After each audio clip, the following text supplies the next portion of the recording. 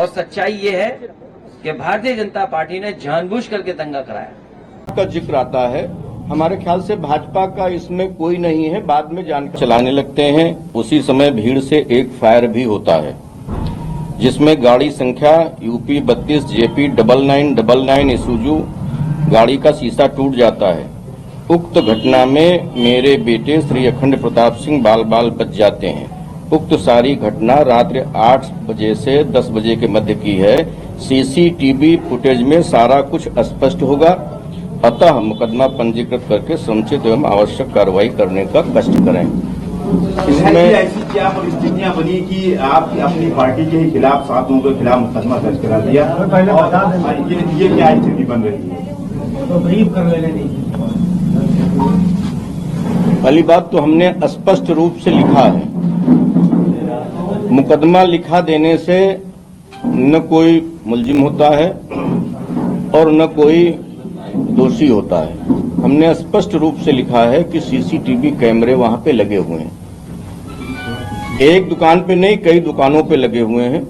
उनको विवेचक देखेगा और जो भी बलवा करने में होंगे, जिसने भी फायर किया होगा, जिसने ईंट पत्थर चलाई होगी, उसके विरुद्ध वो कार्रवाई करेगी।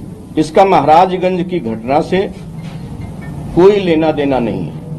और जहां बार बार भाजपा का जिक्र आता है, हमारे ख्याल से भाजपा का इसमें कोई नहीं है। बाद में जानकारी मिली कि अर्पित श्रीवास्तव भाजपा के भारतीय जनता युवा मोर्चा के नगर अध्यक्ष हैं।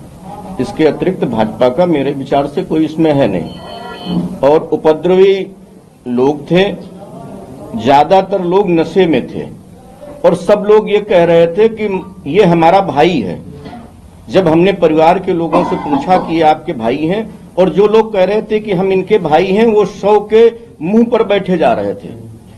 उनको ढकेल करके हमने पीछे किया और मैं, दिवाकर पांडे जी, अखंड प्रताप सिंह और उनका भतीजा किशन, 4 लोगों ने उस 100 को कंधे पर लेकर के उठा करके हम लोगों ने उसको मर्चरी तक पहुंचाने का काम किया। और जब मर्चरी पहुंच गए तो मर्चरी का दरवाजा भी तोड़ दिया उपद्रवियों ने। एम्बुलेंस को शीशा पत्थर फेंके, एम्बुलेंस भाग गई। उसके बाद में मर्चरी की दीवार भी गिरा दी गई, जो लोगों ने मुझको बताया। और 13 तारीख की घटना है। कई लोगों ने कहा कि अपने लोग हैं, तो हमने कहा कि अगर कोई अपना है तो आ करके बता दे। हमने 18 तारीख को FIR लिखाई है। जो नाम मुझे ज्ञात हुए, हमने 18 तारीख को FIR लिखाई है। और इसमें कहां से ये बात आ गई, अखिलेश जी हो या कोई अन्य नेता कह रहा हो कि भारतीय जनता पार्टी ने दंगा कराया, और भारतीय जनता पार्टी के नाम ही भारतीय जनता पार्टी के विधायक ने लिखा दिया।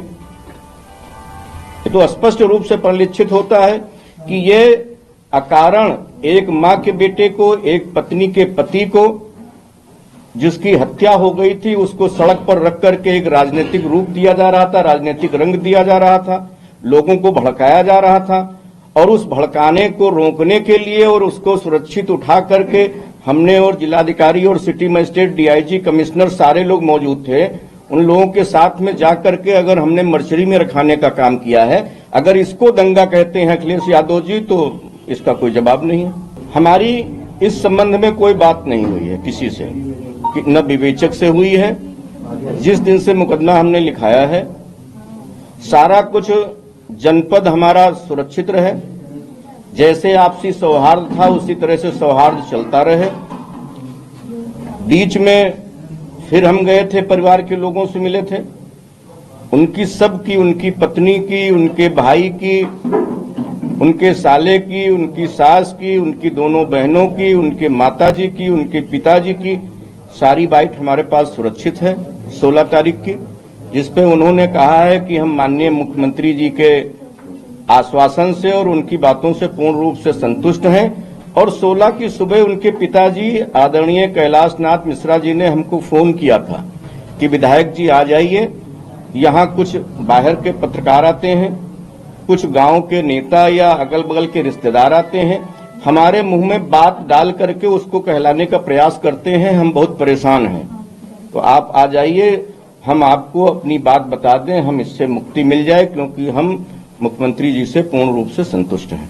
हमने पूरी घटना आपको बताई, इसमें कहां से लग रहा है कि भारतीय जनता पार्टी के लोगों ने दंगा किया।